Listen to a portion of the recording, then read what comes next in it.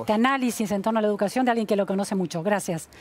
Vamos ahora a otro tema, el asbesto. Bueno, este polvo que produce efectos complicadísimos para la salud. Lo usaban en el cine de Hollywood, en El Mago de Oz, para esa nieve falsa que cae en algún momento en la película, y en otras películas llega también a la construcción, a los hogares, y produce serios problemas. Estamos con nuestro móvil, con Carla Ricciotti, para tratar este tema. Hola Luciana, buenas tardes. Sí, aquí estamos con la doctora Ana María Putruele, que es jefa del área de neumonología del Hospital de Clínicas y además es profesora de la Universidad de Buenos Aires, para tratar de entender cuáles son los efectos que produce en el cuerpo el asbesto, dónde se encuentra el asbesto, en qué materiales, en qué cosas cotidianas uno puede encontrar asbesto después de que se conociera, por ejemplo, en el día de hoy, que en el Colegio Lenguas Vivas había asbesto en las cañerías y en una caldera que fueron removidas. Bueno, el contacto directo, doctora, ¿qué tal? Buenas tardes. ¿En dónde encontramos asbesto? ¿Qué es el asbesto? ¿Qué efectos produce en el cuerpo? Sí, buenas tardes. Muchas gracias por la posibilidad de transmitir conocimientos y de no asustar a la población. El asbesto, sobre todo en las grandes ciudades, fundamentalmente en las áreas industrializadas, es donde está, y en mayor medida en nuestra ciudad, en Ciudad de Buenos Aires y en otras grandes ciudades. El material es un material orgánico en el cual está en las cañerías, como usted recién dijo, en las cañerías, sobre todo en los edificios antiguos, en los barcos, en las personas que trabajan en la parte eléctrica de los automóviles, de los barcos, de los embriagues, de los autos y de los frenos, pero la mayoría de la población en los últimos años puede estar expuesto a la inhalación de polvo de asbesto. No siempre asbesto quiere decir que van a tener afectación pulmonar grave. Lo que sí solemos ver, tanto a nivel radiológico como a nivel tomográfico, son placas a nivel del diafragma, que es un músculo que divide el pulmón del abdomen. Son placas calcificadas que seguramente han sido secundarias a la exposición al asbesto. Ana María, le pasa? Sí, tengo una serie de preguntas. En primer lugar, ¿cuándo se descubre que el asbesto que se usa de manera tan cotidiana está produciendo problemas para la salud muy serios? Porque es un elemento cancerígeno, ¿esto es así?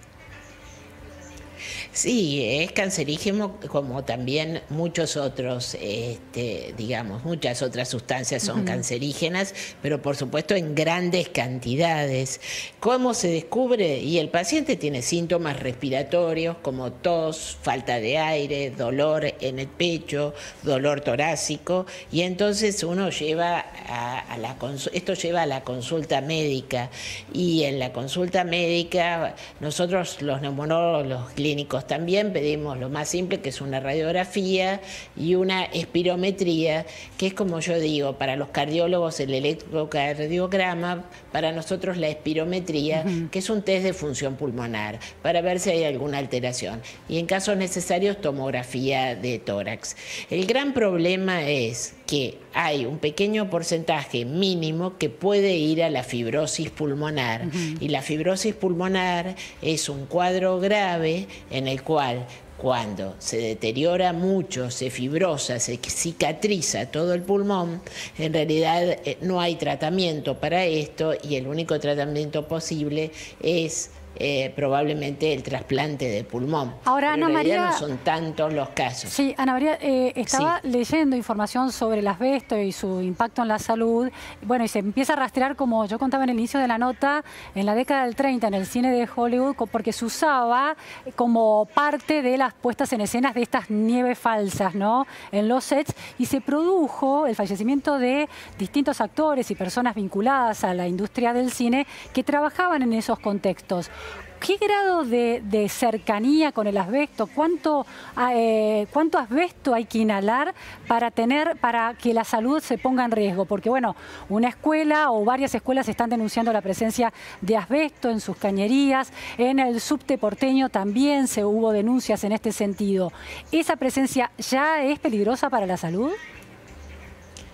En realidad tienen que ser grandes cantidades, pero depende también, como nosotros decimos, del huésped, o sea, de la persona a la que está afectada. Si esa persona, por ejemplo, además de estar expuesta al asbesto, como algunos mecánicos, por ejemplo, y a su vez fuman, o sea, tiene doble de chance de poder presentar, puede ser tanto tumores de pulmón como tumores de pleura, que se llama mesotelioma.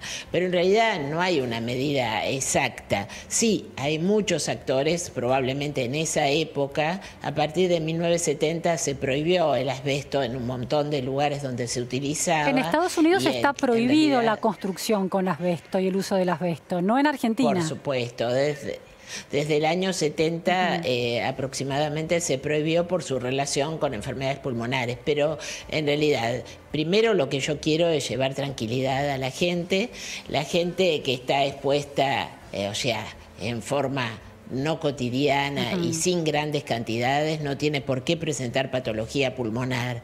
Y la gente que está con mucha exposición debe tomar medidas de protección, sobre todo máscaras, en gente que trabaja, por ejemplo, en minas que tienen este material, gente que está en barcos, en la esfera portuaria se ha visto, pero tampoco es una enfermedad está en barcos, en la esfera portuaria se ha visto, pero tampoco es una enfermedad tan frecuente. Esto se denomina neumoconiosis. Las neumoconiosis son enfermedades que se producen en la minería, y en general las más frecuentes son la silicosis y la asbestosis. Pero no quiero asustar a la gente diciendo que todos los chicos que están expuestos a asbesto van a tener enfermedad pulmonar. Son grandes cantidades, o lo que pasó en otra época, porque la verdad está prohibido. ¿En la Argentina hoy está prohibido el uso de asbesto para las construcciones? En la Argentina, para las construcciones están prohibidas. Lo que pasa es que hay edificios antiguos que en sus cañerías tienen asbesto. Entonces habría que utilizar siempre mascarillas. Todo lo que sea polvos, ya sea orgánicos o inorgánicos, si uno está expuesto, tendría que usar máscaras o filtros para poder no estar en contacto con este material. Lo que pasa es que en realidad no se cumple, como cualquier otra enfermedad que uno dice, tiene que usar un barbijo, y la gente no lo usa en general el barbijo. Muchísimas gracias. Es un gran problema. Muchísimas gracias, Ana María, por estas precisiones que también alertan, pero trae tranquilidad. Muchísimas gracias, Carla Ricciotti, desde allí. No, al contrario, muchas gracias a ustedes. Gracias, doctora. Muy amable. Hasta luego, Luciana. Hasta luego. Vamos a Plaza Italia.